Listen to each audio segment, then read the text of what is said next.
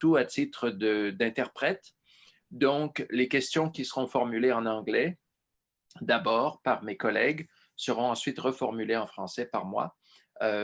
Si vous avez une préférence, bien sûr, je m'adresse aux francophones ici, si vous avez une préférence pour vous répondre à des questions ou intervenir en français, bien sûr, il me fera plaisir ensuite de résumer vos propos en anglais pour les collègues. Évidemment, ça soulève une autre question.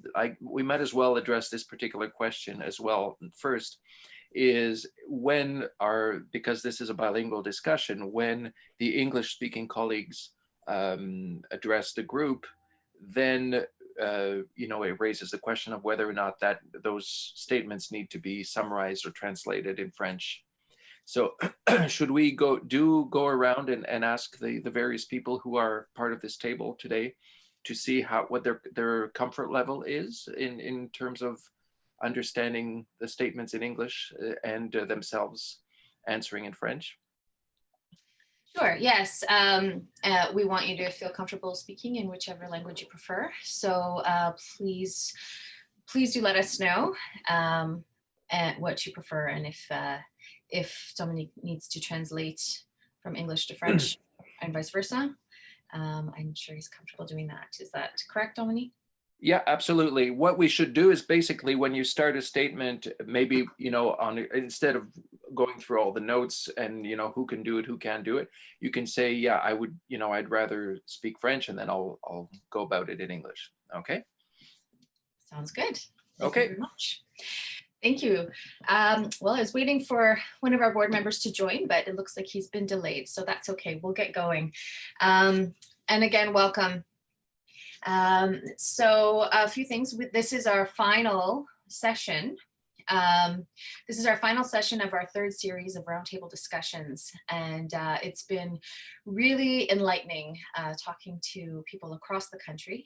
And I see here we have, again, people represented from across the country, so very interested to hear what you have to say and where you are right now in your practice, and kind of the measures that you're taking to engage your students, your audiences, virtually or in person. Want to hear kind of the situation for everyone. Also, we want to thank very much the Canada Council for the Arts. We have a digital strategy grant to be able to do this, as well as the Azrieli Foundation. They have provided additional support for these discussions, so we're grateful for their support. Just a few housekeeping points, and likely many of you are familiar with Zoom by this point, but if you, at the bottom, there's a menu there, and you can pull up, it says participants. So if you pull that up, you can see everyone who's here. And at the bottom of the participants tab, there is an option to raise hand. So as we're going through the conversation and you want to speak, just push that button, and then we'll know who to go in what order. Or if you have trouble with that, you can just wave as well, and I'll call on you. Also, there's a chat function. So if you push the chat button, you can comment as people are speaking. You can also post links. You can even message people individually if you wanted to follow up with anyone. So we very much encourage you to use that. So to get things started, we're just going to kind of go around the room. And if you wanted to take part in the discussion, please do turn on your video, and then I'll know to call on you. If you'd rather not turn on your video, but just talk through audio, you can tell me in the chat or raise your hand. I'll still be able to see it, and you can still talk that way. So to get started, if you could say your name. Oh, also I want to, introduce Caitlin. Caitlin is our database manager, and she's our researcher and one who is dealing mostly with the map and everything online, our online presence. That's all Caitlin. So she's very important in these discussions. So to get things started, if you could say your name and your position or the organization that you work with, and just a little bit about the the state of your current arts and learning practice. And as I said, kind of what you're doing to engage your students or your audiences at this time. So we'll get started with Deirdre Potash. Hi, everybody. Very happy to be here. I've been loving these sessions, so thank you for organizing them. They've helped me a lot. My name is Deirdre Potash. I'm the owner of Art Will Studio. I provide opportunities for children and adults and seniors all through Quebec and Ontario to have artistic experience, whether it be painting, drawing, printmaking, sculpture. All canceled in mid-March. Switched to Zoom between November 22nd and December 22nd. I will run 49 individual workshops for all ages. It's been awesome, amazing. I just did 2 this morning.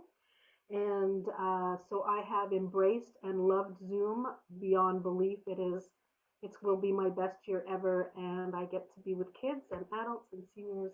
And I must say that life is wonderful. I am also on the board of directors of ELAN, English Language Arts Network. Thank you. Thanks very much, Deirdre. Dominique, did you want to say anything about your practice or your next? Okay, well, very briefly, I live and work in Toronto, where I am both a translator, as I mentioned before, from English to French, specifically in the cultural sphere, as well as being a concert producer, presenting a series of French language concerts featuring artists from Quebec and France, paired together with Toronto-based instrumentalists. So that's basically what I do. Thank you. Lovely to be here. Bonsai Vinu.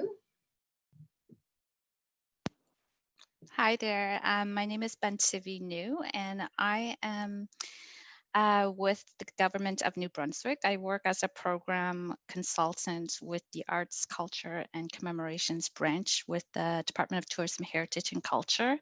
So I'm a little bit of an anomaly amongst this roundtable. However, I am here mainly to listen and learn, and wanted to get a pulse on the current situation with arts educators in the arts sector, and hopefully maybe learn of any best practices or resources that we can share with our stakeholders who are also facing many of the same concerns. I was on yesterday's call as well, so it's really interesting and insightful just to hear of some of the challenges everyone is facing.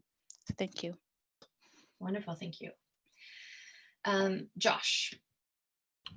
Cool. Tansei, Buju, Josh Longdo, Indigenous, Sagin First Nation, and Donjama.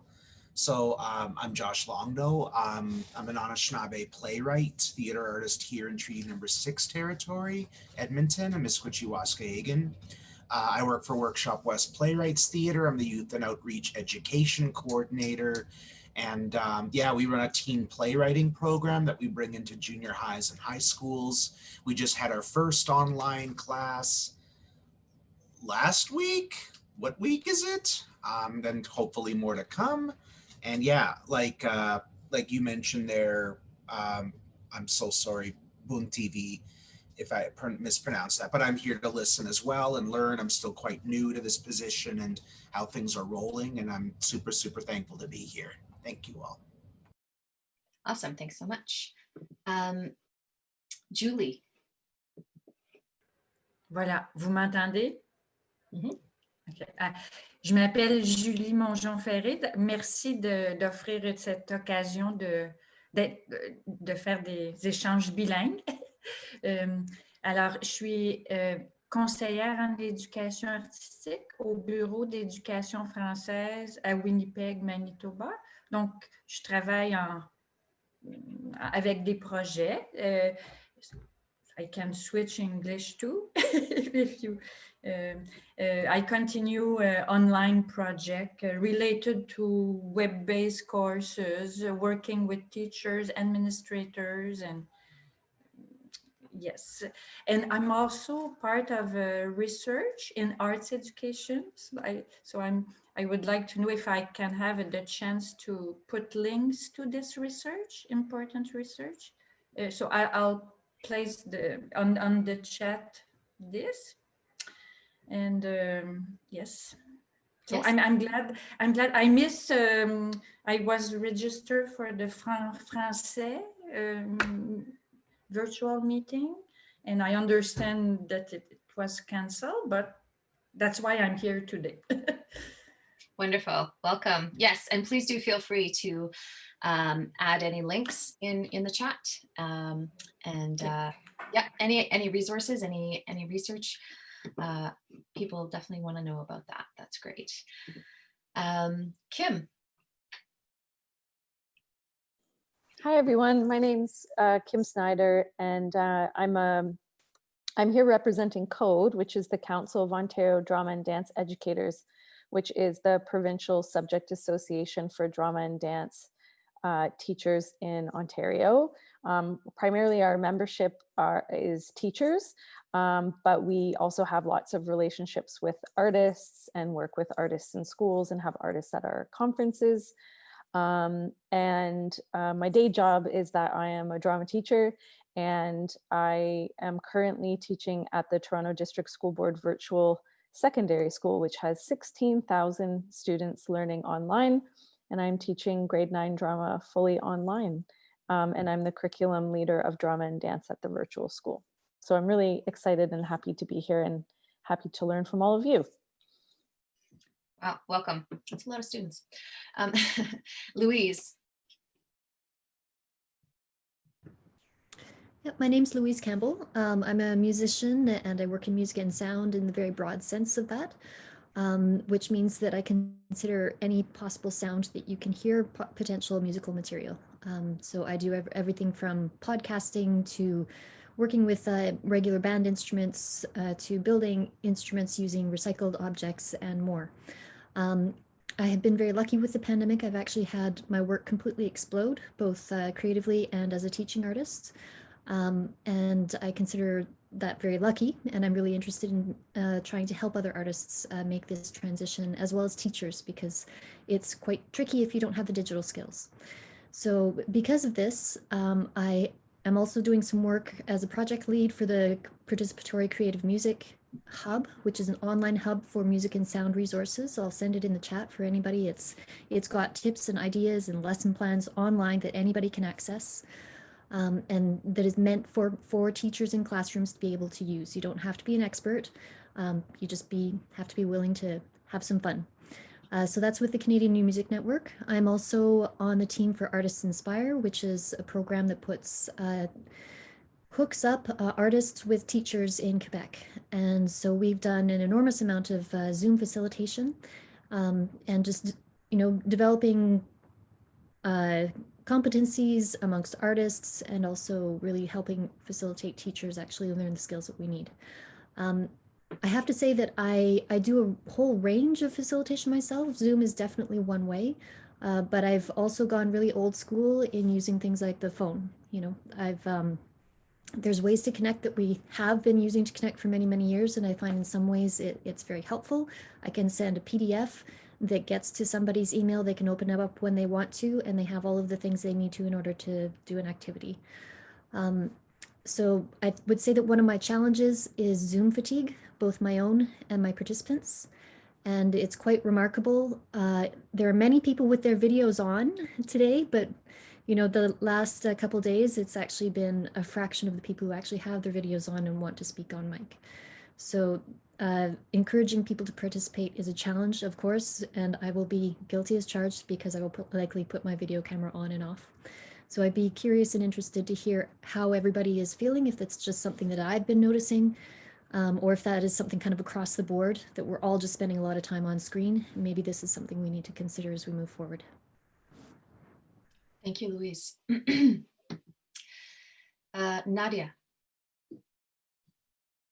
Yeah, I was just smiling because I thought this was just going to be a roundtable where you listen, and so I would have showered before, but here I am. I'm really happy to be here. I'm a new education coordinator at Orford Music, which is a music academy here in Quebec.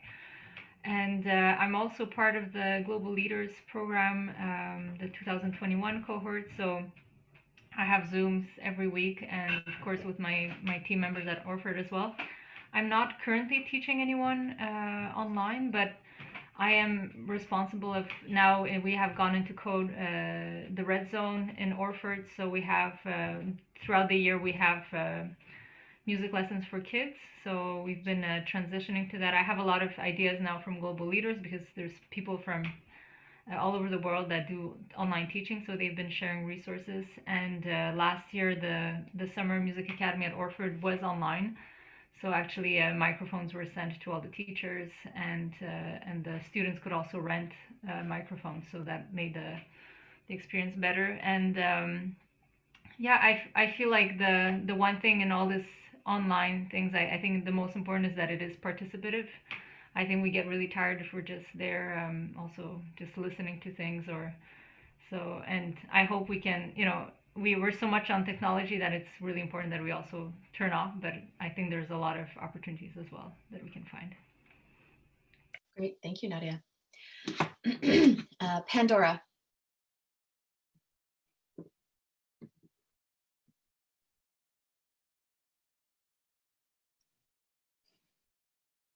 You having trouble? Do you want me to try to unmute you? Okay. There we go. Let's see if that works. There we go. OK. Salut, je m'appelle Pandora. Je suis anglophone. Je suis née au Québec. J'ai grandi à Mont-Saint-Hilaire, and now I'm in Sudbury, Ontario, in the traditional territories of the Robinson-Huron Treaty traditional territories of the Anishinaabe people. I've been working as a performer for 30 years. I'm best known for a tribute concert that I do of Edith Piaf that I toured nationally with. I've been an artist educator for 20 years. I got my training as a certified mentor artist educator with the Royal Conservatory's Learning Through the Arts program, and I've worked with the school boards in Manitoba, New Brunswick, and throughout Ontario en français et en anglais. I'm branding myself as an artist, certified mentor artist, specializing in creative self-accompaniment. I've been for the last 11 years studying a method from France called the Danny Bois method, which is about perception and creativity. And it's transformed how I teach, how I perform. And so I specialize in the art of accompaniment en français et en anglais. Au début du COVID, j'étais à Montréal, à Ottawa, en train de chercher des livres à une librairie, parce qu'on n'a pas une librairie ici à Sudbury, en français. Fait que I was stuck. I got stuck in Ottawa, and I was one of the first people to do an online concert of Piaf, because Music at Southminster, which is a daily concert, at noon once a week. They lost all of their artists who were coming in from France, and so I stepped in and did Piaf. And then since then, it's been also for me, COVID has been it's helped me deploy massively in every way. I started out taking an online thing called Haley McGee's Creative Quarantine Challenge, 14 days of just showing up for 10 minutes a day.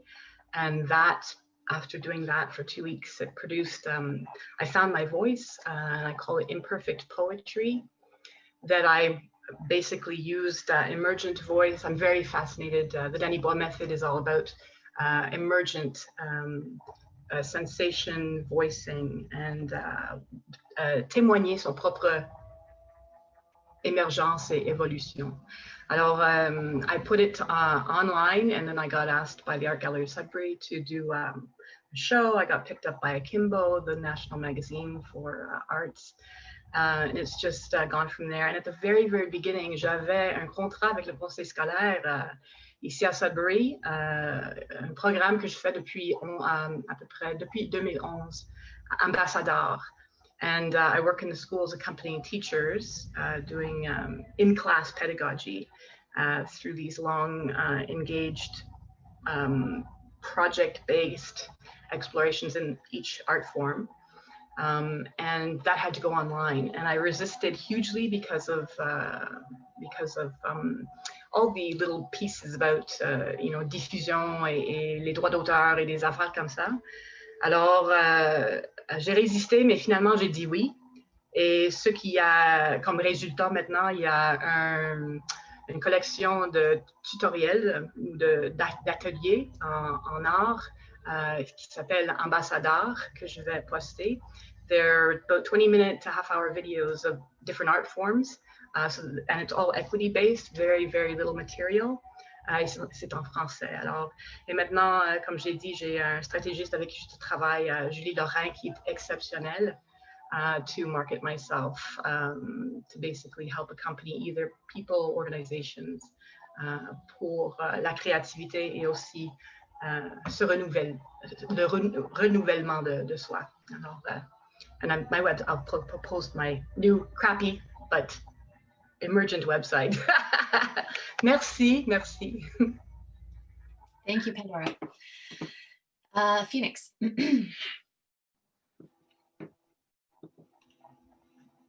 Hello, everyone. I'm Phoenix. In the community arts education world, a lot of folks know me as Sun. I've been an artist educator for 15 years. My home is Jane and Finch, Toronto, Ontario. I am tuning in right now from Atlanta, Georgia, where I've been for a couple of years, but I'm currently running a project that's based in Canada, funded by the Digital Strategy Fund. And it looks, it's a research project that centers around looking at the engagement behavior of artists in digital learning environments. So looking at what does it require to attract and retain the engagement of artists when engaging in digital learning environments. So we're in a phase right now where we're connecting. So this conversation, Sinal, and what you guys are doing has been such like an amazing alignment, because we're at the part of the project right now where we're reaching out to different partners and inviting new partners and participants to the table to to be part of kind of collectively increasing the digital literacy of our industry, right? And understanding that there's so many gaps happening right now, or that have been for some time, and the pandemic has made it all the more to the forefront and urgent for us to be able to create those bridges soon for our sustainability, for our practices, for our organizations, and the conversation. I've been in probably like, how many, Jennifer? Like 5 or 6 of these conversations now. Thank you for humoring me. It's been really interesting to hear province to province or region by region, some having real great difficulty and some kind of thriving, and some of that really depending on the provincial government's support in the arts, and I'm sure even within those provinces there's equity-based disparities as well, as there always are, right? So I'm just really honored and excited to be part of this conversation, and excited to learn from you all. If you're interested in the research that I'm doing, partners will get all of the findings, and all of, this is meant to be a shared knowledge project. So the more people we get, it's intended across Canada and the US, and hopefully we'll reach beyond that as well in its impact. So please message me if you're interested. Thank you. Great, thank you, Phoenix. Sabine. Oh, you're muted. Let's give you, there you go. Hello everyone, I'm Sabine Schneider from the Art Gallery of Grand Prairie in Alberta. I'm here as the learning curator. I'm primarily an artist educator here in the Art Gallery, also working with different communities and planning exhibitions. So we are a very large space in Grand Prairie. So we've so far we have 7 exhibition spaces and 2 education spaces. And so far we have, since we've reopened June 3rd, the learning team actually, which consists of 2 people, took the initiative to invite everyone for an community art installation we actually called The Curve, in response to the situation, and where community members of all ages and all backgrounds were invited to share their artwork with us. So we would receive these artworks in our space, and we would hang them on a weekly basis consistently until the end of September, and had then a large celebration, community celebration in the space. The community installation was also a choreography of all art forms. We had visual poems, we had visual art, we had music, and also photography. So we kind of commissioned different artists. Some of the work went right away into what we call the permanent collection at the art gallery. So we celebrated and invited and honored what the community went through, and also created a cultural archive. So we've been quite busy with still also facilitating in-person summer camps, and have something we call the Classroom Family Green Space. It's an interactive gallery space where we invited cohorts, like on a small basis, to interact with our exhibitions and create their own artwork, and adjusted the program as needed, and have been quite fortunate in the way, also doing some community art projects. One we called also Spiral of Breath, that's sort of within the Montrose Cultural Center here in Grand Prairie, where all community members were invited to contribute to a large, I call this, it's based on the expressive arts. It's something, a methodology of low skill, high sensitivity, where everyone could participate and create those dynamic installations, let's say.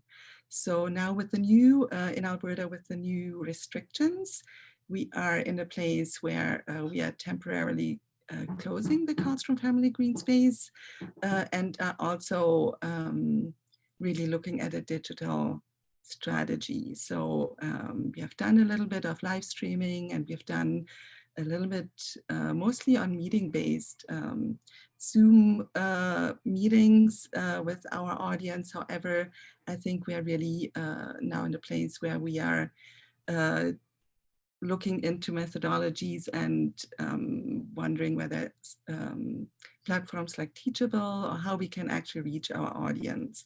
We are very active with creativity kits that we deliver in the community, or pick up, and have amazing response through that kind of programming. However, sort of the digital strategy is kind of right now where we are at. So I might be more of a listener at this time as we go around, but I'm really, really glad to be here with all of you and to hear and absorb some of your initiatives, and also available for any questions, or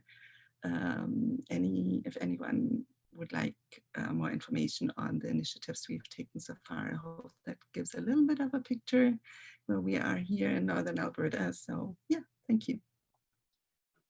Thank you.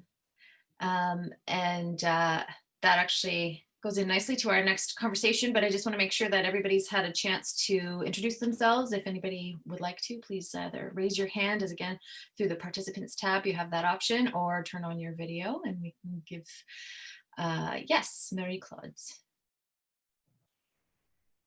You hear me? Yes. Bonjour.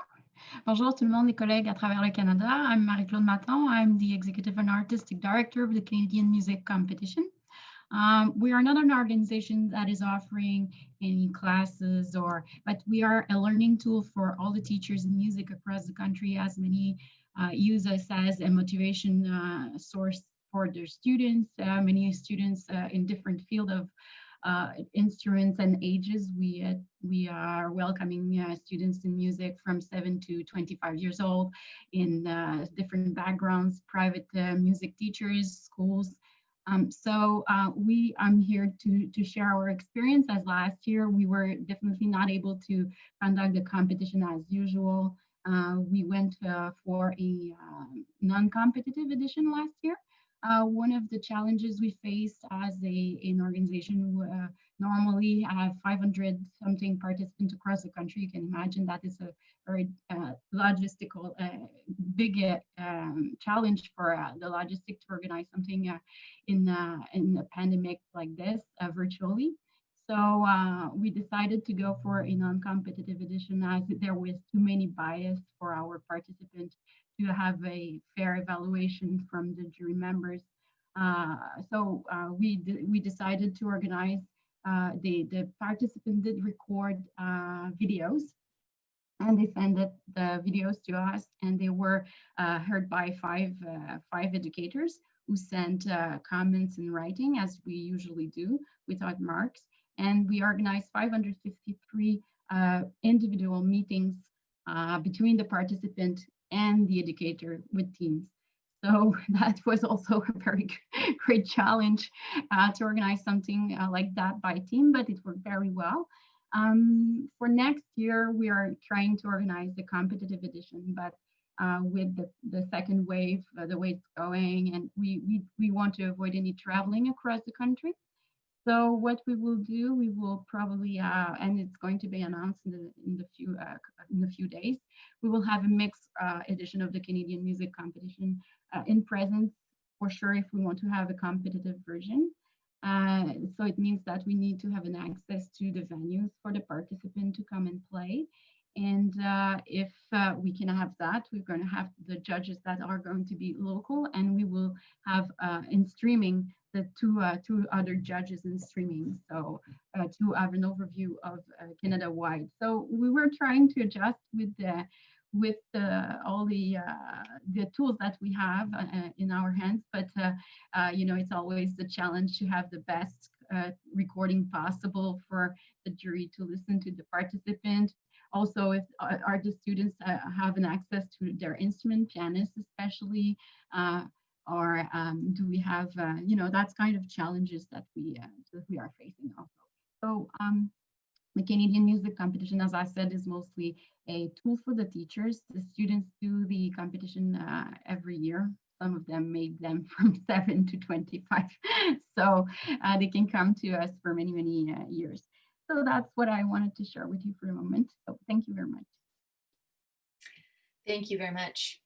Yeah, it's been interesting as we've been going across the country and heading into this new second wave. You know, we spoke with Alberta the day after all these new kind of restrictions had gone into effect, and same with Manitoba. And so we're kind of wondering at this point, and many people have touched on this already, but you know, how much are you engaging online versus in person, and what are some of the with your platforms that you're using online, what are some of the successes that you've had if you've been using one virtual platform more regularly? We're just wanting to know a little bit more about some success stories or best practices of what's going on out there, if anyone has anything to share. Would you like me to summarize that question in French, or? Sure. Yeah. Okay. Alors, maintenant, merci à tout le monde d'avoir fait le tour de table et puis de s'être présenté. On a vraiment un groupe pan-canadien aujourd'hui. Il y a deux choses qu'on aimerait aborder, parce qu'évidemment, depuis le début de la pandémie, il y a eu un recours de plus en plus important à des ressources, à des technologies de communication virtuelle, employant différentes plateformes. Alors, on aimerait savoir quelles sont les plateformes en ligne que vous avez adoptées pour votre pratique. Si vous avez des noms puis des liens précis, vous pourrez les inclure en tant qu'hyperlien dans la boîte de communication écrite. Également, si vous avez des récits de vos petites victoires ou vos grandes victoires, ce que vous avez créé de nouveau, ce que vous avez des obstacles ou des défis que vous avez réussi à surmonter, on serait très intéressé que vous en fassiez part à tout le monde. D'accord. Merci beaucoup. Yeah, if anyone has any thoughts. Certainly been hearing a lot about Zoom, and as Louise mentioned earlier, Zoom fatigue setting in. Hearing a lot about either Zoom fatigue or people being the opposite of that, being energized by being online. Some people are extremely comfortable with it at this point, and some people are less so. But if no one has anything to share, that's okay. We can move on. And I should mention, oh yeah, Louise, go right ahead. Yes, I'll get you after Deirdre. Yes, yeah, Louise, go ahead. Yeah, I mean, I think like I alluded to in what I said before, I've actually just been using a panorama of options and actually very old school. So yes, Zoom tends to be that is the way that I tend to engage with people when it is interesting and necessary for us to engage and have a discussion and see each other. But being a music and sound artist, there's actually, you don't necessarily need to see each other. You don't have to, really. There are other ways. So like having a good app on my phone that I can actually record with has been super helpful. And also using the recording function on Zoom. So if people are just really absolutely can't handle the video, it's fine. Like I can still lead like a radio announcer, and we can all have our cameras off. But again, I go super old school because I find also that people are getting quite fatigued at learning something new all the time and have relatively little patience for me trying to learn something new too. You know, so I'm trying to make sure that the emphasis is really placed on being creative and connecting with each other in the best way possible and have the tech frustration as low as possible. As far as like success stories go, I would say that I've had two that I'm really proud of, actually. One thing that Zoom has done is that it's made it more possible for people who have accessibility issues to engage in the arts. So I had a huge project last year that just got massive with a Center for People with Severe Physical Disabilities, many of whom are nonverbal. I was supposed to go in and do a podcasting project with them 10 days after the pandemic was declared. And so like, how do I do this? But we really did manage a way to make sure that it was very interactive, that there was a ton of input from them in creating their stories and actually being able to put their stories out further into the world. And, you know, because they knew each other already, Zoom fatigue wasn't a problem. They were so happy to see each other and see their friends. And, you know, in some ways, not having to go out the door actually made it easier for them.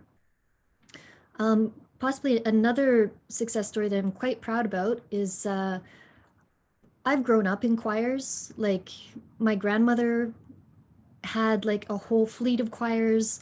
I've run choirs. I work with voice. Like it just kills me that we can't sing together. So I kind of started to, you know, crack my head against how we can actually have a sense of singing together in a time when it is actually dangerous to do so.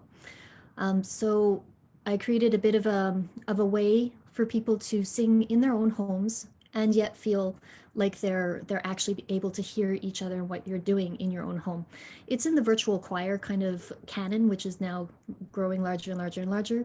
But I was really quite pleased with the results, and we had a listen party at the end, and it really, people were absolutely touched and felt like they actually had a sense of hearing each other, hearing the people that they've been missing since March. So that was lovely. It was just a way to try and make sure that the platform Zoom, I was using it for its functionality instead of in spite of its functionalities. So I can put a link to those two projects in the chat. Deirdre's nodding. She's we know each other. She's actually going to be using it as an inspiration for one of her shows or her workshops. And Zoom being what it is, I'll be able to attend, which will be amazing.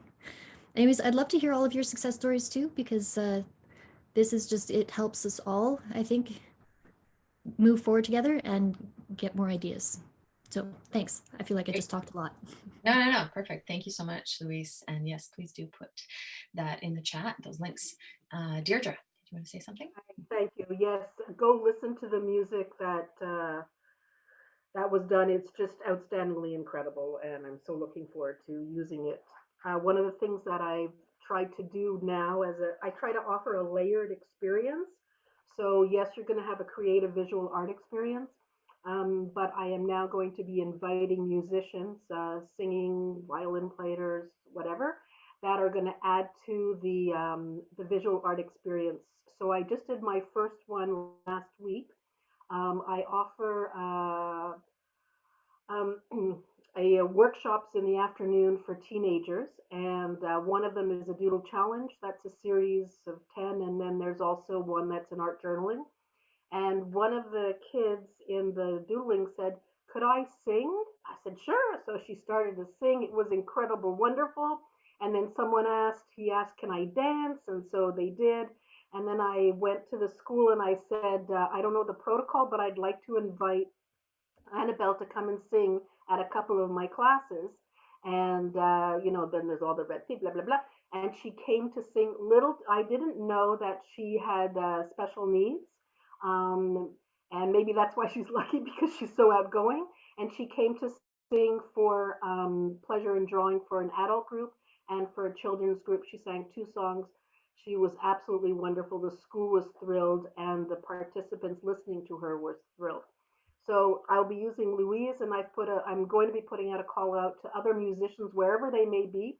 If they'd like to come in and sing or play a musical instrument, I'll give them the platform and then put their email and whatever to contact them. So I use mainly Zoom. I do it with 2 cameras, the one that you see me here, and then I also attach my telephone. My telephone is used as a place to zoom in on my workshop, so I give my demonstration there. I love to have an interaction, so I'm not just lecturing, it's a conversation. I spotlight the different participants when they want to speak. And yes, it's true that some people do not want to be on camera and do not want to speak. I never force anybody. We usually share. I usually have some kind of relaxing music in the background. I might have a PowerPoint as an inspiration. There's lots of different ways. I won't go into everything.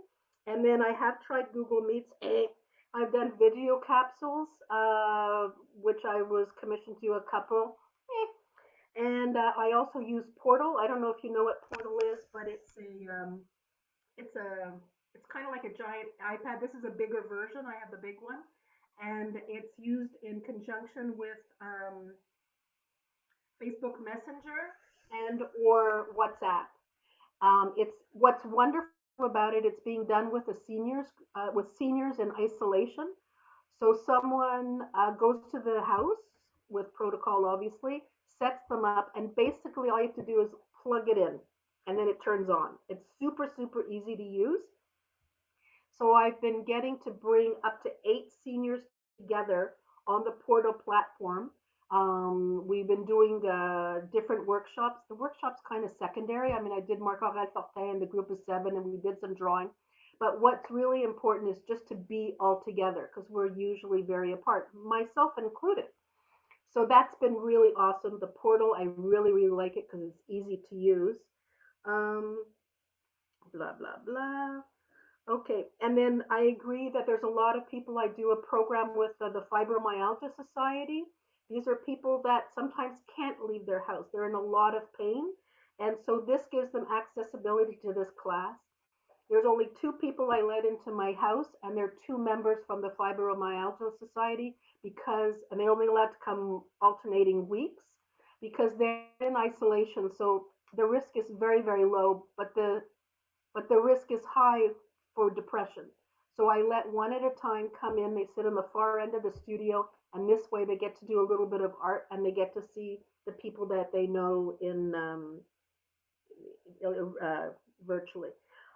My main, this is my last point because I'm very, very passionate about this, but I'm sure actually all of you are, is that the teaching part is very secondary. What's important is to be in community, to relax, to have a meditative moment, and to enjoy yourself. Everything else is secondary. Yeah, you learn about perspective and composition and famous artists and history, but it's really to be together and have a good time. I do not suffer from Zoom fatigue. I freaking love Zoom, and I should have bought stocks, But anyways, I think it's awesome. It is true that, like, for example, yesterday I did 6 workshops, which is a lot. Usually I don't do more than 3. And I immediately went to bed. Okay, so there are a balance that we have to have. Thank you. Oh, and just one other thing. If anybody needs anything from me in any way, I'd love to show you my setup, however I can be of help. Thank you for listening to me. Excellent. Thank you so much, Deirdre.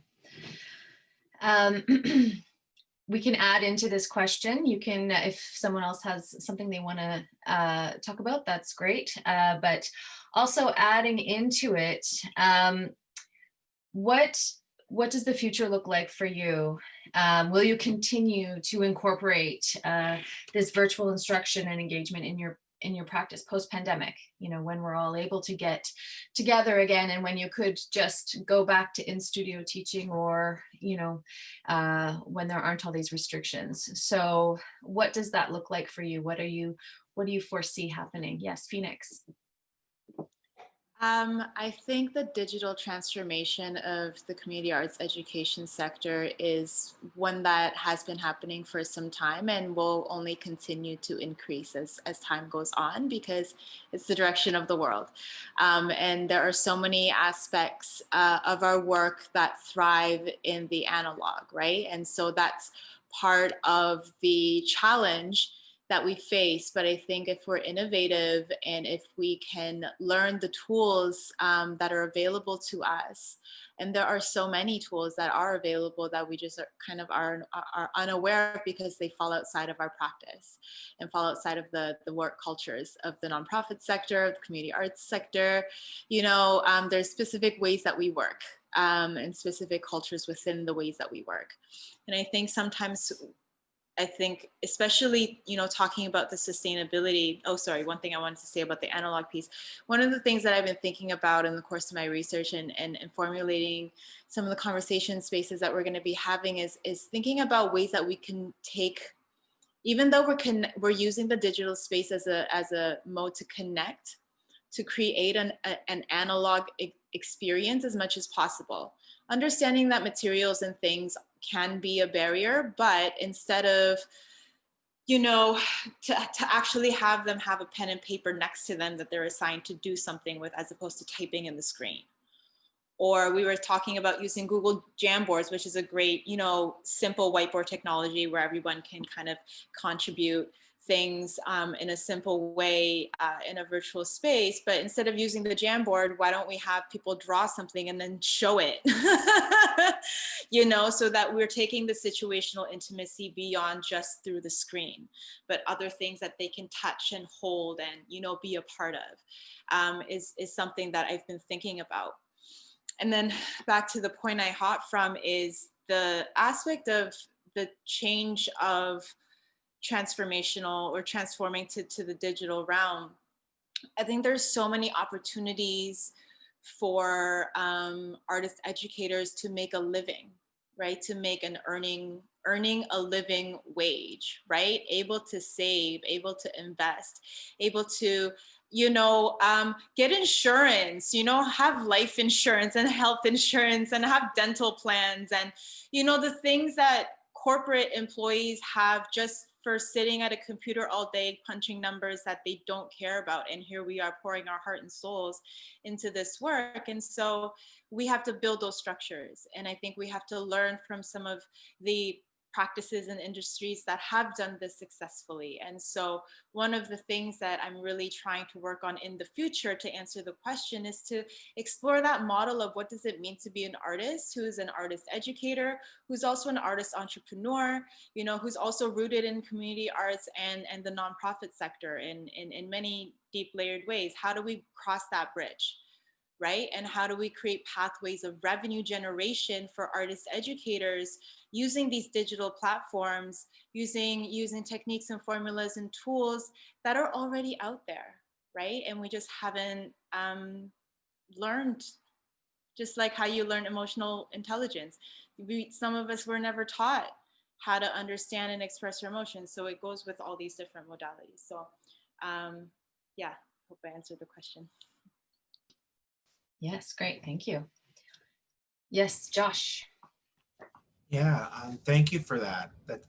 Well, I already have a ton to think about, and I know we're just getting started. And I think for our group, just in terms of the digital methodology and how that's going to shift or not shift once the pandemic is over, I think for us at Workshop West, we see it as an opportunity to kind of extend our tentacles, so to speak, because like our program has been pretty limited to Edmonton. And just recently, I was able to help get the program out onto the Musquecheese Reserve, and we taught it 45 minutes outside on a reserve. My mentor who ran the program before me, it was able to kind of make a connection in Lloydminster. So we're starting to branch out. But Workshop West is still trying to find its way out of a really bad deficit.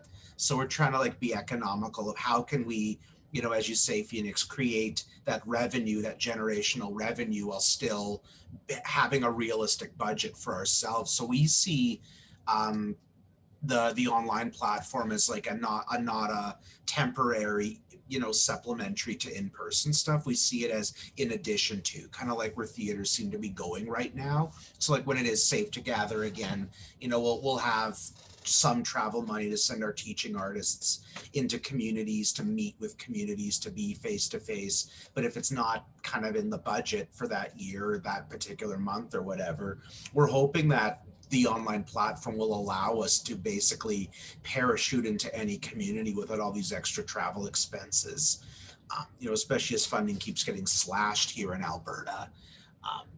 So yeah, we're kind of scratching our heads a lot about how, you know, how we do this outreach to be like, hey, we have this online thing that we can disseminate,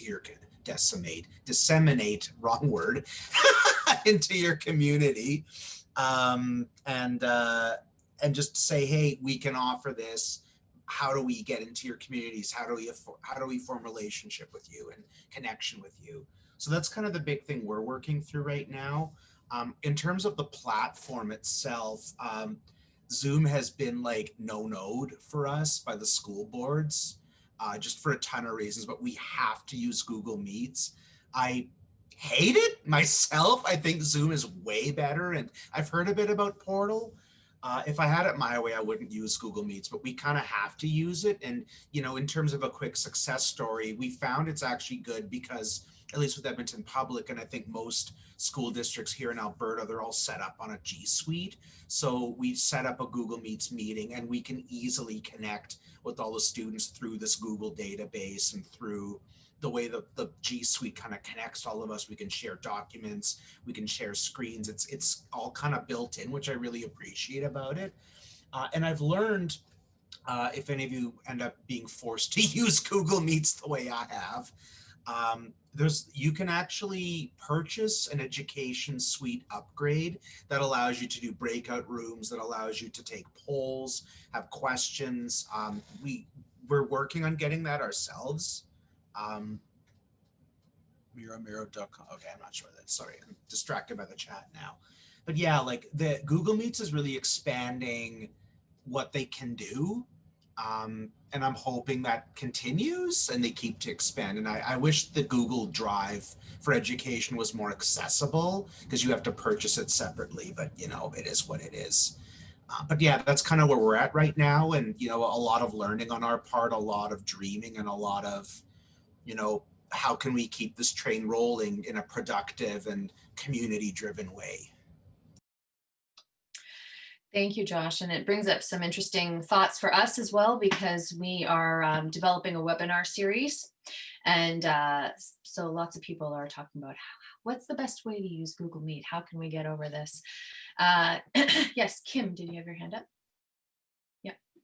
Yeah, I just wanted to share some thoughts from like an in-school perspective of how it's going virtually, teaching the arts online. And I think for us at Code, we feel like there's a big advocacy fight that's coming out of online learning. If you're in Ontario, you probably know that prior to COVID, teachers were fighting against the government's proposal that students do two of their high school courses fully online. And we lost that fight. And now, you know, we're teaching everything online.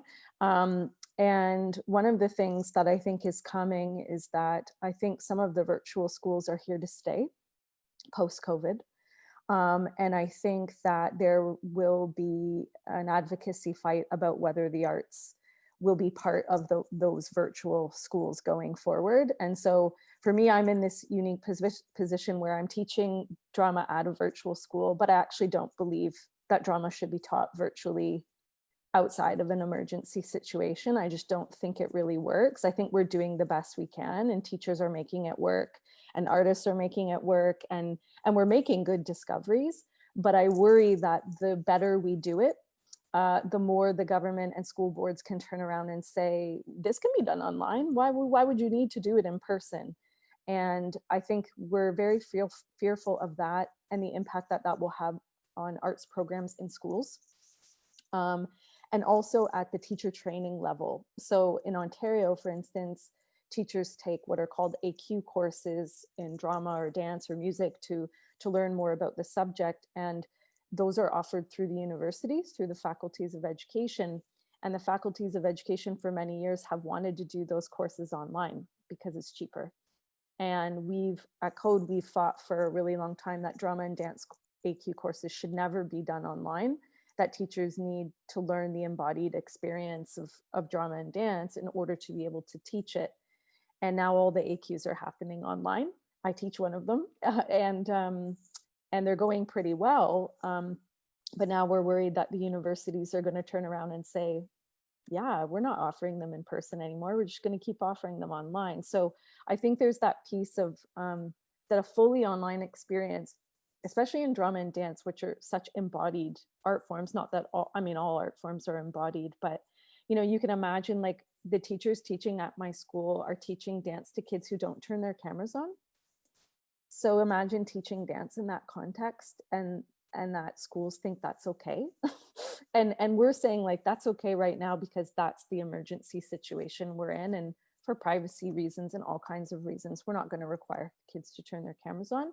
But I do worry that it sets like a really dangerous precedent for school boards that are looking for ways to save money and perhaps privatize and things like that. So I think for us at Code, we're in this like preparatory stage of what's to come in the spring, maybe post-vaccine, when school boards and the government turns around and says, yeah, art's online, that's how we're going to teach it in schools, and we're going to have to fight that fight to get it back in the classroom again. So I think that's something that's perhaps on the horizon for us too in schools. Yeah, absolutely. Louise, you wanted to say? Yeah, I'm also anticipating that fight, Kim, because I think it's going to be a while before schools are comfortable bringing outsiders in, just in terms of reducing the number of contacts, which is, it's problematic. Like I do know that I have learned an enormous amount by doing so much work online. I was really lucky because I already started my personal digital shift like over 5 years ago. So that's why I'm doing so well right now, is I actually have the digital skills. If this had happened 10 years ago, I would have been, private lessons teaching on Skype, and that would have been the limits of what my skill set was 10 years ago. So I feel very lucky now. Having said that though, like what works online is not the same as what works in person. And I don't personally want to go back entirely to the way that it was. I would like to bring forward the things that we've learned in this time and combine it with the richness of being able to be in person, because I don't think that you can replace actually being in the same room. And at the same time, I think it would be unfortunate to not actually learn the lessons from this pandemic that we are. And that's in part coming from looking into disability rights and listening to a lot of people talking about what it's like to be disabled and what it's like to become disabled, where it apparently is a comment that comes very frequently from able-bodied people looking at somebody who has become recently disabled saying, oh, you'll get back to what you were. And the person, sometimes people will feel it's like, well, why would I want to get back to what I was before? First of all, it's impossible. Second of all, this is part of my life experience. So the lesson that I take from that is now collectively, this is all part of our life experience. And why would we throw that out? So, there's ways that I have to deal with the things I find harder, like I sit here and I crochet during Zoom meetings because it helps me to stay more present in some really weird way. I have this mountain of scarves. Anybody wants a scarf, just ask me.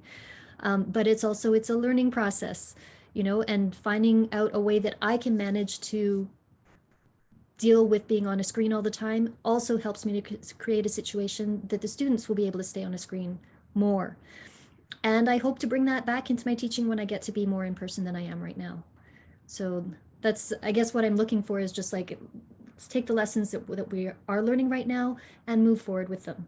And don't just assume that this is all going to be a bad dream at some point. There's lots of richnesses to really, really take and move forward from here. absolutely. Thank you, Louise. Anyone else want to talk about what they foresee happening in the future, or for their own practice, or kind of across the arts education spectrum? Yes, Deirdre. I agree with what everybody's been talking about. I do, however, really agree with Louise, and I see a combination of virtual and in-person. I have to say that I'm doing a lot of now in the classroom, so I'm on a smart board. It's kind of like I'm this omnipresent, Brave New World. And the teacher is the one who has to kind of run around and have the interaction. So I'm very reliant on the teacher to get that personal contact, and that really is important. However, I don't have to drive 20,000 kilometers minimum a year anymore and spend hours and hours in the car, which is really wonderful. I can also have people come in from Iran and South America to my workshops, which is cool for me, them, and everybody else in the room. So that is super cool. And it is still offering a wonderful experience. The kids and the adults, they hold up their artwork while they're working.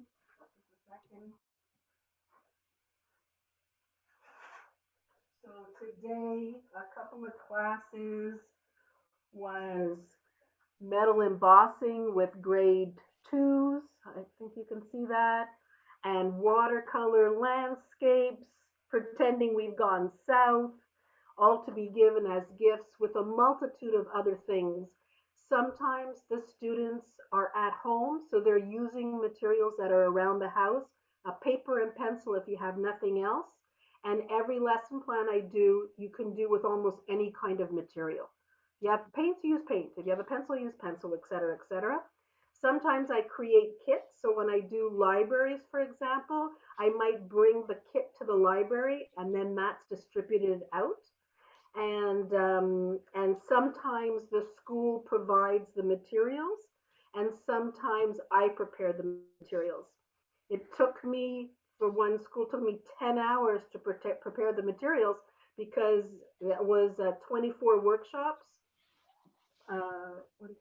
4 different lesson plans. So each bag was a complete kit with every material you would need for that, with an example and a handout that gave the schedule with the materials list. So there's a lot of preparation and that you have to do beforehand so that it'll be successful. I would also like to say that as far as an equal living wage, I agree 100%. We need to be paid. Artists are the only people in the world where people say to us, oh, well, you'll get your name out when you do it for free, or but you're doing a great service, or 10 million different choices, right? And there's no said price for how much an artist is worth per hour. Mm-hmm. So I've had people from $15 an hour. I once gave a workshop for Concordia University.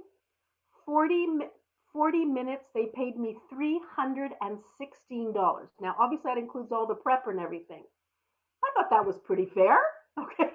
So there's this big thing. One of the things that ELAN is doing that's going to be put on the table is what is the right range that an artist is supposed to be paid? Because that is completely unknown. You have to be financed, at least in part, as I am, through nonprofits. So the portal is financed through the Red Cross. The artist-inspired grants through ELAN is financed by the Canadian federal government for minority languages. So you have to find a way to tap in to where the money is out there. Okay. Is there anything else? That's it. Thank you. Thank you, Deirdre. Yes, it's so many artists are doing it for exposure. People tell you to do it for exposure, but as I've heard, you can die from exposure. But anyways, yes, go ahead, Louise. I just wanted to say something about pricing, because this is certainly something I've thought a lot about. I actually, because I've been surrounded by people who do contract work in all different fields, not just the arts, I think it's actually an issue across the field for people to know how to negotiate and how to set price. That is a skill, it's a business skill that we as artists need to learn how to do. The more clear we are, then the easier it is to engage with other organizations, whether it's teachers or anything else. Perhaps another, little thing to put in your arsenal, Kim, for arguing for having people in class is that with Artists Inspire, we are suggesting, we don't dictate a price, but we suggest a price. It's up to the artist to negotiate with the schools. When you're doing in-person negotiation, in-person workshops, then the hourly rate is $75 an hour. If it's online, our suggested price is $125 an hour. It's more expensive because it makes more prep time, and it makes for a lot more, even if you love Zoom, it's much more draining to engage with people like this than it is in person. So it is actually if you need a letter, I will write a letter. I will get the person who will get, be the heaviest hitter. I'll get them to write a letter for you, Kim, because I think this is an argument we're going to have to argue really hard and have as many people and organizations discussing it so that the schools and school boards understand that the quality of what we're offering is absolutely there, and that there's no, in my mind, there's no question that it is not cheaper to do online if you want to do it well. Yeah, absolutely. Thank you, Louise. Anyone else have any comments on that before we move on? All right, well, lots and lots to think about there. When we sent an email, a follow-up email to let you know a little bit more about this session, and in that email was links about a project that we've been working on for the past little while, an initiative that we've been doing, and it's all about building connections. It's all about increasing discoverability of artists online, arts organizations, what's out there. And also now it's definitely, we're developing it throughout the pandemic to include more digital and virtual options as well. So I'm going to hand it over to Caitlin right now, who's going to walk us through Canada's Map of Arts and Learning and some other initiatives that we're working on. Oui, merci beaucoup. I am going to walk you through the map, so I'm going to share my screen with you all. I'm honestly loving how many people are requesting scarves right now in the chat. Donc, voici la carte des arts et de l'apprentissage. I hope that you've had a chance to check it out so far. If not, that's okay. I'll do a little walkthrough of it with you. So the map has been on our website for about 4 years now, and we have nearly 9,000 contacts representing the arts and learning sector across Canada. We hope that it's a useful tool for you to use to find who or what is happening in your communities in arts and learning. So it's basically a searchable database that appears on a map. So you can search specifically by either organizations or artist educators qui offrent des programmes dans la communauté. So be it workshops, community classes, that sort of thing. Et aussi les contacts qui offrent les programmes pour les écoles. So contacts, individuals, organizations that offer programming for schools. So like in-school workshops, in-school performances, that sort of thing. You can filter by artistic discipline. Obviously, you can filter by the grade level of programming that you're looking for, or adults, if you want it for yourself, maybe, a workshop for yourself. And yeah, it's a great, well, we hope it's a great resource and a great tool to see what's happening in your communities and across the country, and to have a look at the scope of what's happening. Si vous voulez, vous pouvez vous mettre sur la carte. Si vous êtes un éducateur, si vous êtes une organisation, vous pouvez aller sur notre site web ici. Get on the map. There are 3 types of profiles if you wish to make yourself appear on the map: artist, educator, school, or arts organization. This is all free, and this is readily available on our website if you wish to put yourself on there. So I'll show you some examples of great profiles that exist in the map right now. The first one, Place des Arts, which is in Coquitlam in BC. You can include a little bio or a description about yourself or your organization, a photo or an image. You can obviously list all of the artistic disciplines that you offer, programs for schools, if you do offer programming for schools, and same thing, the types of community programs that you might offer. Profiles for individual artist educators are very similar. Voici un profil pour un éducateur artistique. You can also see that we have, since I guess the pandemic kind of forced everyone to kind of go online, we also indicate on profiles now whether or not someone or an organization offers digital online programming. So that's what is indicated there. Individual profiles also show whether private lessons are offered, group lessons, services are offered to schools, listing all the arts disciplines that this person teaches or facilitates in, and exactly what they offer to schools. And as a networking organization, we're also really interested in showing the relationships that people have with organizations or other people in their communities. So in this case, this particular artist educator has a relationship with Storytellers of Canada, and we want to show that relationship on their profile here. And lastly, we can also show a featured project. If you want folks to kind of get an idea of the type of programming and the types of workshops, types of performances that you do, you can include a featured project, provide like video or visual to kind of give folks an idea of the type of programming that you might be able to facilitate, or even like lesson plans, that sort of thing. And last, but certainly not least, we also have profiles of schools, public and private schools across Canada. And these profiles kind of help show the scope of arts and learning that's happening in schools.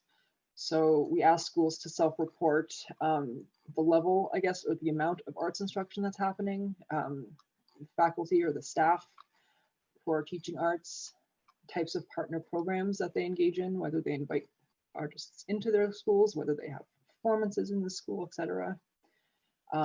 Types of resources that they have. And also the same idea of showing the partnerships in the community. These are organizations that this particular school has partnered with in the past or are currently still. So obviously we want, oh sorry, I almost forgot one thing, finally. So in light of a lot of folks going online and putting their programming online, at the beginning of the pandemic, we created this directory of online arts instruction. So anyone who appears on the map and has indicated to us that they offer some type of online programming, be it online workshops, online performances, anything like that, they appear in this directory now. So there's nearly 40 pages of our online programming that you can browse through, and it's searchable in the same way that the map is. It's the very same process to appear in the directory as it is to appear on the map. You just go to get on the map and indicate that you offer online programming.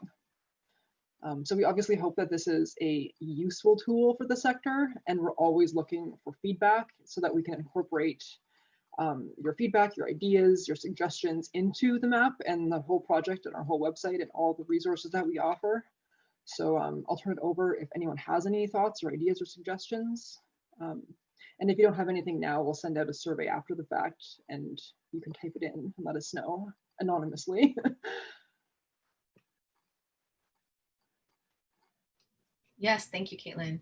Yeah, so does anyone have any thoughts on the map or how it can be useful to the sector or the public in increasing discoverability of artist educators or arts organizations, or any suggestions on how it can be improved or what can be added? Anyone has any thoughts on that? Also, as I said, we are developing a series of webinars, and we have one currently posted. We hosted one a few weeks ago with Andrew Mercer, who has been teaching online for over 20 years. He was kind of a pioneer in the field. And so he did a very basic the basics of online instruction, basically, and mostly over Zoom, but he also does talk about other platforms and things like using 2 cameras that Deirdre was talking about before, how to do that, and other kind of basics of online instruction. So that was our first foray into a webinar, and it's posted on our website. So you're welcome to take a look at that. And from these discussions, we have learned so much about what is needed for the sector and where we can keep developing these resources. So, but if anyone has ideas or something that you want to know more about, please do let us know. Let's see. Yes, actually, our board member, Douglas Rusk, has joined us now. And Douglas, if you wanted to say a few words. Thanks very much. And I'm sure you've just been able to do everything without me, which is really reassuring, actually. And thanks very much for covering up my little mistakes in looking at Pacific time the wrong way around. And there I was, happily also dealing with some technical difficulties. So just thank you. And this conversation I've just come in upon is really kind of very, very important, I think, to Canadian Network for Arts and Learning and all of us who are involved across the country. And now through these programs that we've been able to complete, in fact, I think, Jennifer, this is the last one at the moment, isn't it? Yeah. Thanks to Canada Council and the Azrieli Foundation, which I know you might have been informed about before, but it's really important as I listen across the country, both before, during, and after, to have these kinds of connections across. And listening to you talk about the individuals working in schools, and I know working at the Manitoba Arts Council, where we had a complete a program for arts and learning, it was just so important to finally have opportunities to bring all the 50 artists together actually once a year to talk to each other, which hadn't happened in previous years for maybe just the fact it takes money to bring people together. But now we have Zoom. But it's also really important that we bring together people in a personal way, we hope in the future. And I know CNOW will be looking at helping out in any way possible. But I think also what struck me as I came in upon certain conversations there is that we are really talking about an important relationship between the arts and schools. And it's going to be a hard nut to crack. Very complex, very difficult. But I do believe if these kinds of gatherings, if we can bring together a critical mass of artists who are committed and are working and want to work in schools or in communities, we need to get together and actually have a voice that's common and strong and clear. Because I think sometimes people have a real misunderstanding of what the arts are about at this kind of level. Never mind, sometimes at all kinds of levels, but we've got a job to do there. So I look forward to ensuring that CNL is headed in that direction. And I know we'll be getting back to you in terms of further conversations as well as ideas. Thanks very much, Jennifer, for covering. Oh, yeah, no problem. Yeah. Does anybody want to say anything in terms of, yes, Nadia? I mean, it's been really interesting to hear everyone speak. I think there's I see a lot of opportunities for a lot of us adults as well. I feel like it's really important that we get to, as I said, I'm also in the Global Leaders Program right now, so it's been really inspiring to be connected, to be able to be connected with people from so many different countries and have so many ideas come together. And I think maybe as artists, we're also, it's a little unhealthy sometimes. We're in so much competition and it's hard to survive. So I think it's maybe the future is that we are more united and we work more together. My one just comment to the things that have been said positive about the online things. I mean, I have a brother who's 15. He's in Poland and he's had to be online. And personally, I find I know like I can't do anything about it, but I find it so sad that he's not enjoying, teenagehood and having fun with his friends. He's in front of the screen all day, and I find it's so many kids are growing up with screens already. Before COVID, it was such an easy thing for parents to give a tablet or a screen. So I think like we really have to be also very careful when we go in the future, that we also take, we had the opportunity to grow up without the internet, a lot of us, and to play out a lot outside and things like this. So I think it's like as we go forward, even if the technology gets more and more interesting, and like that we still encourage, you know, the young people to still like get offline and find some like solutions where we can, yes, we can go further with technology, but we can also make sure that the young generation is growing up in a healthy way, because too much screen time is not healthy either, for sure. We all know this. So that's just my 2 cents. Yes, thank you, Nadia. Yeah, for sure. And I wonder if, you know, Kim was talking about advocacy and whatnot. I feel like that might be one of the important pieces that emerges, and we may not know the effects of all this for a few years, but it'll be mental health, and the not being in person, I think, might be one of the key elements for advocacy pieces. Yes, Pandora. Yeah, I'd just like to say that moving forward, well, first of all, my mother's a visual artist, and I grew up, you know, I'm a second of 3 generation artist. My son, who's 27, and my daughter are both in the music industry and the theater industry as well. And for me, it's the clan I come from, and I work the projects that I do in the past, where I've delivered, you know, an 8-visit project over 8 weeks, visiting for 1 hour a week, but 11 classrooms. I've had an intensive relationship with children. I work in the daycares, I work in elementary, I work in high school, and I work with elders. And I think very, very importantly, we have a lot of work to do when it comes to articulating what the arts are, but also there's so much to do at the same time. And I think moving forward, we have to figure out who we are as artists or as community builders or whatever, and sort of identify where we can make the most, where we can be used the most in our advocacy, because there are people that are ready to move politically and aren't. And especially as an embodied performer with the practice that I mentioned, the Danny Bois method, sitting on a screen, as we all know, is not even a quarter of who we are. And except for this great boon of being able to now communicate cross-culturally and around the world geographically, and great for money making and things like that. But I think there's also that piece that isn't associated with money, which is about sharing and giving. And as we all try to monetize and hustle in this gigantic, like mondial, bazar mondial, where everybody's like struggling to be heard and to be seen, when really, you know, the wisdom of the children, if you work one-on-one, the intelligence, watching what they do and how they communicate and how they already have a huge handle on the arts and what they're doing. And so to start to look at, you know, not just this thing called the arts and its gigantic nebulous thing that's very complex, but to start deconstructing it and realizing not only who you are in that gigantic world, what your strengths are, what you can offer, but also as coming from a culture and a society of teaching where it is all this way, one way, no dialogic sort of engagement.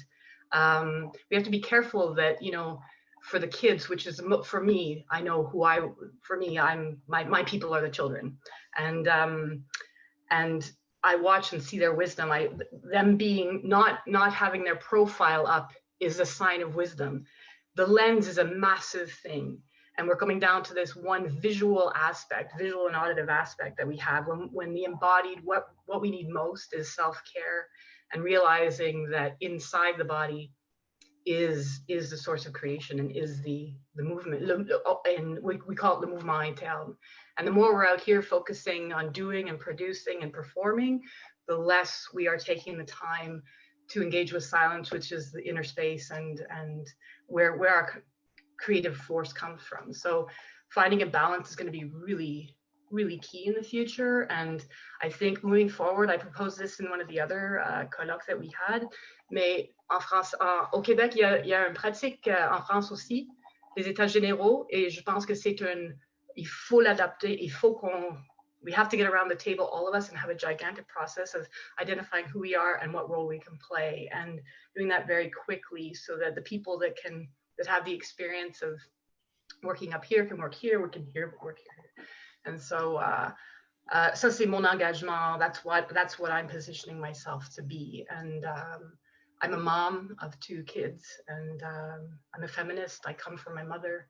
I come from the land, and there's a lot of work to do, but we need to sort of have the right people to help us sort of put those in place. And I'm going to leave 2 people that are very strong governors for me right now.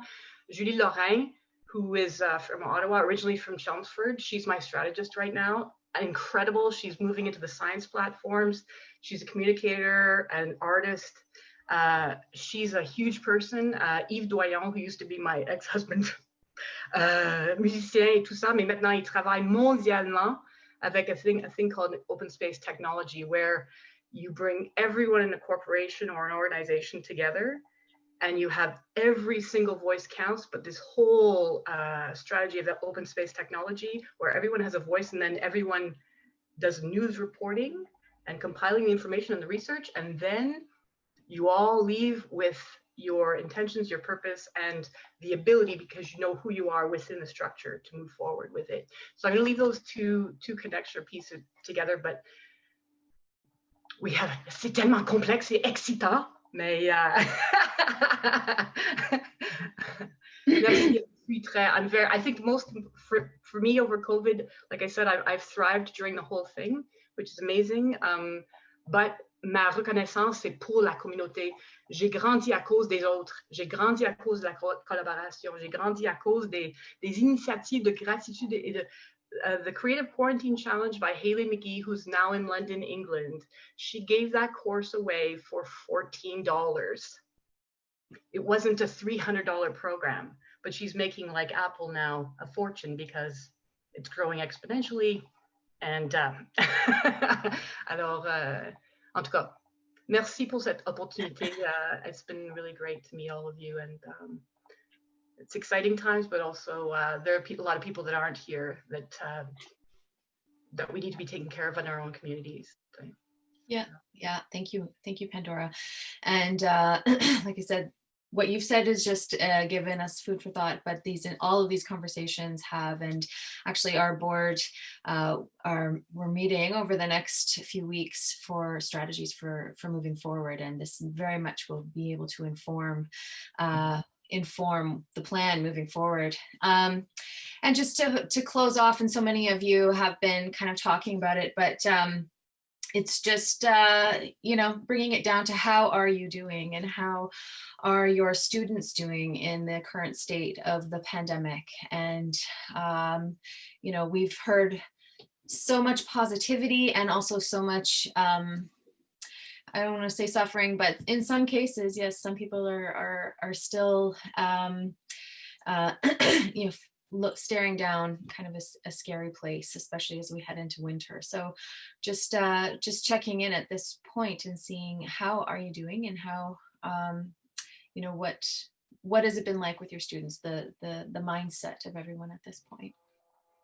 If anyone wants to talk about it. Yes, Deirdre. I have to say that that it's been wonderful, because for me, if I look at it from my side, not as a teacher, but as a student, I have been afforded the opportunity of the whole world, in which I joined art hives with people across the world, in which I joined a library art journaling program in Stanton, Vermont, by chance, met with these fabulous women every week and did art journaling with them. They sent me art supplies through Amazon. It's been just awesome. And then the children, it's true that I can't give them a hug, and I don't have that one-on-one in the same way, but children do, and seniors too. Also, I have seniors that call me through Messenger, on the telephone, by email, because they're lonely, they're so lonely. I mean, I'm a senior myself, but I'm working, and sometimes I get lonely, it's true. But So I open that line of communication that I'm not only on Zoom, but if you need to message me or text me or call me, je vais être là pour toi, je suis là quand tu as besoin, and seniors really do that need that. Children, they just need to be acknowledged a lot of the times. And Miss Deirdre, can I show you mine? Is like, I hear that all the time. So I'm flipping the spotlight on the screen to spotlight them, and then the kids are writing in the chat, "Love that, John," and they're encouraging each other, and it's not stale, it's not stagnant. It's a living thing, and I believe that when this is whatever it's not gonna go back to normal, but it'll be a combination of online and in person. And one other thing, as an individual with one person, you must be attached to a bigger group. So I'm attached to ELAN because ELAN has the ear of the provincial and federal government and Heritage Canada. So I attach to them because they have a table at the government level. I attach to Peter Schiffke, who's my local MP. I go and I talk to him. He's going to work for the seniors. I belong to the Seniors Action Committee. I volunteer for different things so that my voice goes to someone who has a voice that goes somewhere. And that's really important. Thank you. Great. Thank you, Deirdre. Anyone else at this point? Oui. Yes, Dominique. Oui, moi aussi. Oui. Well, right now, I'm not sure if I should say this in French or in English, or maybe a little. I'll do a Pandora and go back and forth. Donc, oui, je pense que présentement, j'ai remarqué dans les 6 derniers mois où ma pratique d'enseignement est passée majoritairement au téléphone. Moi aussi, j'utilise, comme Louise, j'utilise des technologies de pointe, le téléphone, mais aussi Zoom assez fréquemment. Et puis, ce que j'ai remarqué, c'est que moi, j'enseigne le français par le biais de la chanson et c'est devenu simplement un cours de conversation en français. Et puis, ces cours-là, ce sont des cours particuliers, la plupart du temps, one-on-one. Et la dimension sociale de cette classe-là, pour moi, mais surtout pour les étudiants, je pense, est devenue fondamentale. Et quelqu'un mentionnait il y a quelques minutes que l'hiver approche. Je pense que c'est une chose qui va... Quand la pandémie a commencé, c'était quasiment au printemps. So when we got into this whole crazy world, at least we were entering spring and then summer, and now the next few months are going to be very, very telling, I think, of our what is our level of resilience and what we can do. And as much as it's important, I find, to reach out, because we're talking about, the loneliness that can happen with people, and the fact that the isolation is only going to make that worse for the next coming months. So it's very important that arts education and education in general is a way for people to reach out, but there's a parallel thing to that, which is to reach in. And it's very, very important to identify what is your inner world and those things that feed you, that nourish you. Dans mon cas, je veux dire, c'est dans un monde numérique, je suis revenu à l'analogique et à la musique. And I don't think I would make it through the winter without Glenn Gould and Bach, for example. They're going to be my 2 best friends for the next 3 or 4 months. And whatever it is that you identify as those things that feed you, whether they be poetry, whether they be music, whether they be going out to the closest park on a daily basis and just filling your lungs with air, whatever it is, those things, ce sera des choses absolument essentielles. As the days grow short, you got to let the light in through whatever way you can. And that can be poetry or music or anything like that. And you have a role as a teacher to bring that light into the world of other people. My students are usually in their 50s, 60s, and 70s and beyond, and they need it more than ever right now. And so we've got that role, but let's not neglect ourselves because we can only be as good to others as we are to ourselves. Voilà, je pense que j'ai tout dit ce que j'avais à dire. Merci. Thank you. Yeah, absolutely. Everybody's nodding. Yes, Louise. I think this is a really big question. Over the course of the pandemic, I've changed places. And so my personal situation has greatly changed from being surrounded by, well, not surrounded, but by having people in my physical space to having no people in my physical space and having the regulations and laws as laid out by the government in the province that I live in which it is actually illegal for me to see other human beings. So as far as how I'm doing, I'm pulling out all of my coping strategies, as Dominique is saying, and I've already been doing that. You know, so like I'm looking forward to the winter with a certain amount of like, okay, this is going to take a lot of fortitude, and thank goodness I've got good coping skills because there are a lot of people out there who don't.